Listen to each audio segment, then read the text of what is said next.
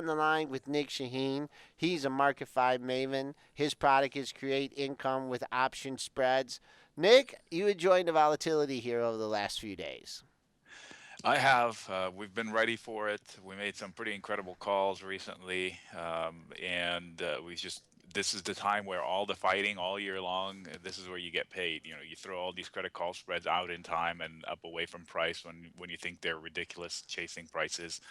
And then when they fall down, you start to nibble along with some credit put spreads, which are bullish positions on some good tickers that don't deserve the beating as much.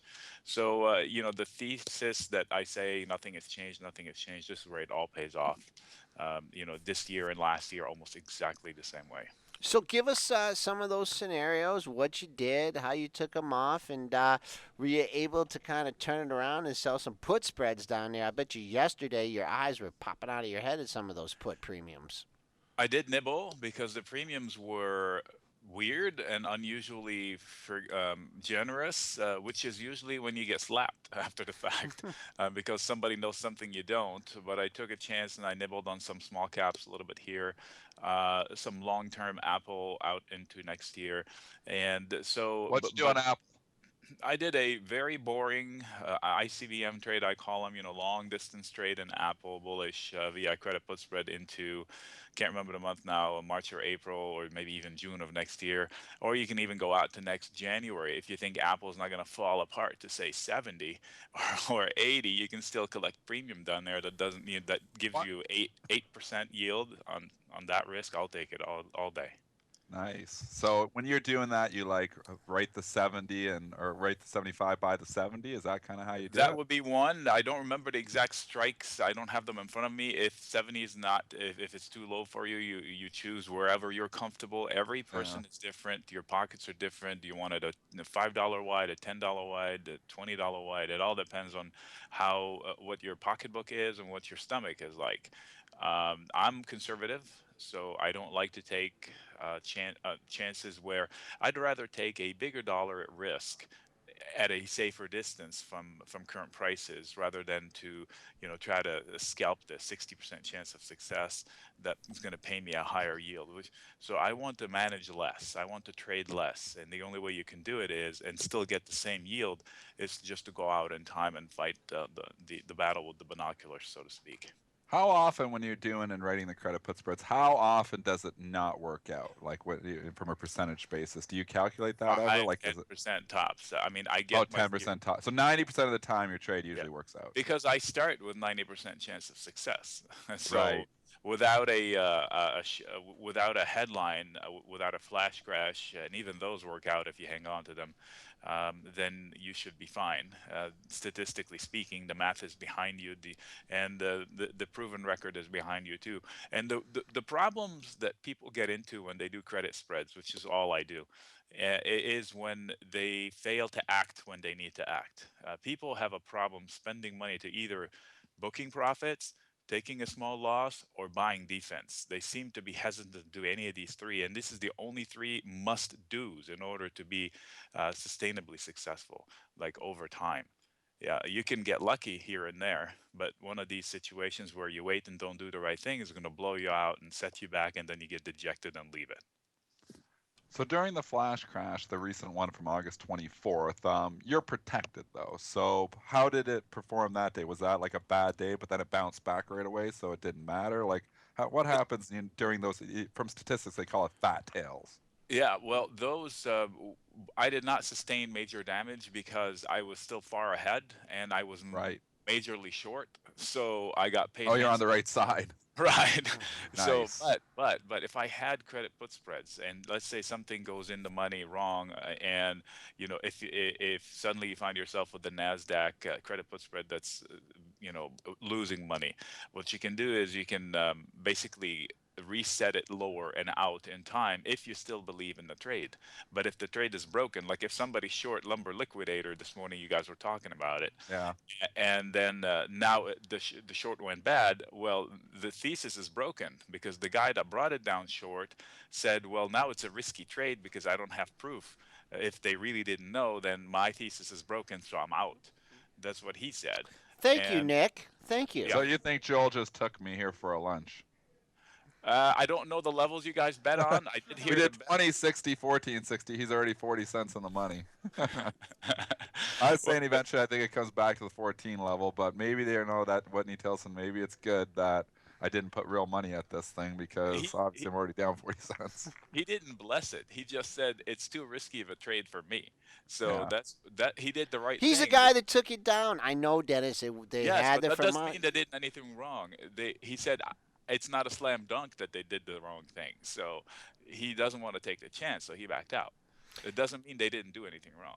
I'm So worried about this bet. I think you guys all, the chat's all against me. It sounds like Nick's almost against me. Joel's against me. I want out of this bet somehow. I think you guys sucker. You all suckered me into this one here. That's lever So liquidator. for you can't you can't Spencer, prove it. Spencer's I'm even nervous on laughing this at bet you. already. This is the way I am when I start getting on the losing side of a trade. I want out right away. I'm already 40 cents down. I He's scrambling over a lunch. He's so cheap. want Or was that a steak dinner? I can't remember. What? It's on lunch. All right, Nick. Before That we was digress too much here, uh, SCTY here. We got SF Bright G, who's probably one of our most veteran traders here in the chat, is asking about this one. And it got a boost yesterday. The boost yesterday was what? TSL is thinking of going, or they got a private offer. I think they like the valuation on it, so they give a oh boost. my gosh. Yeah, Okay. look at this one. He's not my favorite guy in the world anyway. That's Elon's company, right? So, Yes. technically speaking, yesterday was important. It was a level from which it fell apart, and now it came back to it, butted up against it a few days ago. I think on the 3rd of December, fell back down, and then recaptured it yesterday and blew right through it. So now there's a little gap above it that it's trying to fill, and that would get it to, say, I'm eyeballing it 43. But the other important level would be when it gets to 46-ish, which would be another lower high that it needs to break off of. So then it could be a potentially another breakout point if somebody still believes in it.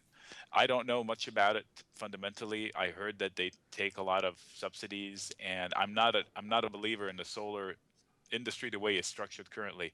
I believe in it as a slam dunk thing that it needs to be the law that no house should have no solar. Every house should have a solar panel of sorts to help with the grid. But since they don't have that, it's been around too long and it's done nothing as an industry. So I just challenge the whole industry.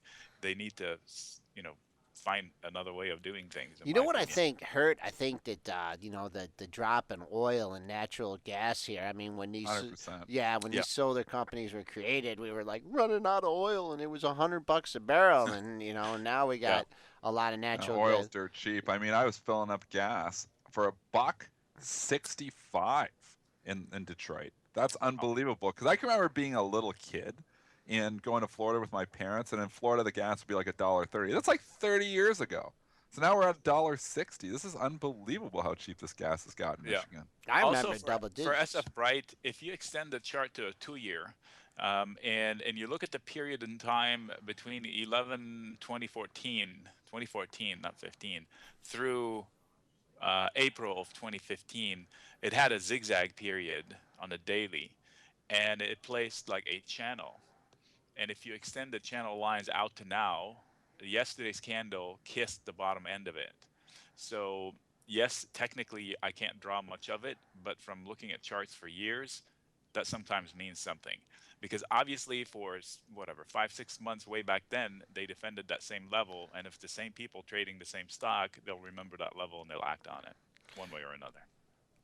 We got to go something a little more relevant today. 3M comes out with some bad news, and we got I think it's David B here. I mean, he's licking his chops on this one. I mean, the company did come out with bad news. It didn't seem like most horrible news. I don't know. I think a lot of times just picking a bottom right here off the opening print might not be the best idea. We just made a low here at 149.87. I talked about the 150 level. I don't know. I mean, is it too early to be dipping your toe in the tape company? I'm not sure. What's it 3M. what's it looking at now? Uh, 150 even. yeah, 150 Well, even. Given that it just had a rocket ride from the recent lows up to 150, I mean up to 157, almost 160, A lot of It's room. like a giraffe's neck sticking out there. I would not want to catch it on Giraffes. its first dip. So I would, let me see if I can quickly get Describe into the giraffe's neck formation because that's the giraffe, first I've heard of this giraffe, one. Giraffe. How? giraffe. What do you do? What is the giraffe neck formation? It's not a formation. It looks like a giraffe's neck. Is that bullish or bearish? It's like the puking camel chart. The No, puking it's camel. I love the puking camel one. That one was really good. You got to you know, get the camel before it pukes, though. somebody give this guy a biology lesson or something. This giraffe's got a long neck with a big head that sticks on top. It tends to want to droop down. So it's just too far out. I don't want to catch it in the beginning. Technically speaking, there's not much in the open interest that I can take direction Yeah, not from heavily for. traded. No, not heavily traded in the options there at all. I mean, if you go, you hone in a little bit more on the weekly here. Boom, boom. Break it down here through this 155 level looks pretty critical. You get down to your flash crash low. I mean, if you want to take a 50% here, we went from 135 to 160, 25-point move. 12 and a half, that takes you into this 148 area. Maybe if you could I pull like that back. area too because you Yeah. have those lows there. Yeah, Back in maybe. October. Yeah, maybe take on that. Not necessarily for a day trade, but it sure doesn't look like it's just gonna bounce right back here. You know Nick. what? You had Costco. I'm not saying it's the same thing as 3M, but they both have been darlings. 3M and Costco were both near all-time highs, and Costco just warned, obviously, reported not that great of a quarter, and it's kind of been hanging out here for 3 or 4 days. So you have an Well, indicator there with Costco. It did not bounce back right Costco's away. outcome is not yet done. Not done yet. Exactly. No, It's 4 days ahead of it, though. yeah, it's coming on a decision-making point right here because it's bouncing off of what used to be resistance of a few, let's see here, 11.2-ish, and now it needs to decide whether it wants to use it as forward support or break down from it. And if the problem is there's an ascending channel from the flash crash point. It's nice and steep, and if you lose the bottom end of it, you tend to overshoot a little bit. So 152 could come into view if they decide to lose that ascending channel, the bottom end of the ascending channel on Rob, Costco. Rob Hood is looking at Kimberly Clark, KMB. We haven't mentioned this one in a while. I don't know if this is on your radar either, but if you could look at the chart and just give us a quick Ooh, look at this. This is a Rob Hood chart again. Just Yeah. bumping up. Is this all-time highs for this issue? I guess. I like the way you said it. I have a few people that always come to me with the same questions, same looking charts, because they have pattern spotting things. And Rob probably has a pattern spotting that just gives him all the patterns. Well, this pattern, you can argue it's a breakout pattern, it's a bearish pattern. Any which way you slice it, it depends where the price is going. So if they're not reporting soon, they're going to go with the market without a headline for Kimberly Clark. And if the market corrects, they're going to overshoot to the downside. So I would expect 117, 118 area to come into view. If they don't, then it's a nice breakout yesterday and boom, off to 126. So it all depends on where the market goes. I doubt that Kimberly is going to go rocketing to 126 if market has a tizzy tomorrow. How'd you come out with that 126 target? Eyeball level breaking out from the pressure built off of 122-ish. Oh, so the 4-point move there from 118 to 122, you just tackle Yep. another 4 on there. Okay, Yep. nice. How come Procter and Gamble? I mean, don't they make the same things? Why is Procter Gamble looking so? Well, that's rallied a little Come back bit. a long ways. Yeah, it has. It has a also a bullish pattern breakout that's trying to get to its potential, whatever, 81-ish, and whether it gets there or not. That's a nice But formation there. Look at all those highs yes. in the same area. Boy, Yeah, but here's another one for you. I call these fish mouth because you get a wide range that starts with a big wide from the top to the bottom, and then it tightens and tightens and tightens. Then it comes into like a triangle sideways, and you draw a circle at the end of it because that's where it's going to resolve itself, up or down. So it looks like a fish mouth. Okay, all right. Let's move on here, Nick. We've already been in like 10, 15 minutes in the interview here, and we always enjoy your macro outlook on things. And boy, oh boy, do we have a doozy of an event coming tomorrow. The first interest rate rise in since 2006, 2007, something like that. How you playing it, Nick? Or did you already make your money this week and you're just gonna let the Bulls and the Bears hash it out and do some trades on Thursday or Friday?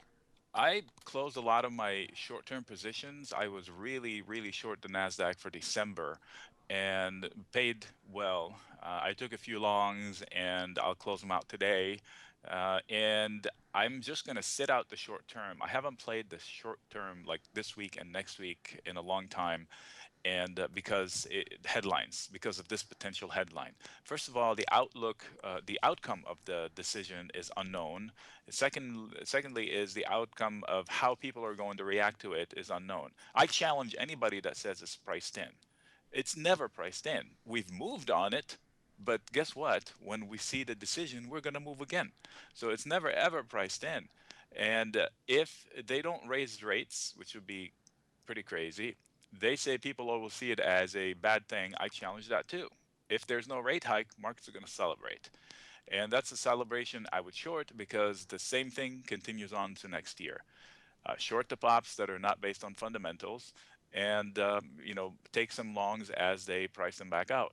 So that's my position. If they do raise rates, which is what I've believed for a year, then markets are not going to be really happy, but they're going to be appeased a little bit by how strongly. I don't think she's going to say we're not going to do it again for another year.